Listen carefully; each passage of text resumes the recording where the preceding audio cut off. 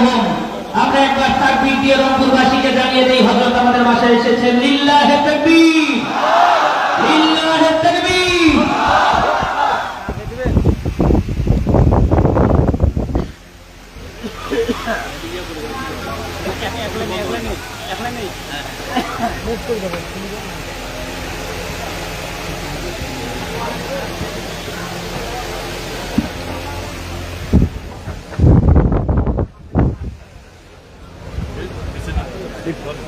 টেবিলটা পিছিয়ে দিয়ে যান, পিছিয়ে দিয়ে যান, একদম পিছিয়ে আনে যান, একবার টেবিলটা পিছিয়ে আনে যান, একদম পিছিয়ে আনে যান, সামনে লোকজন বসে।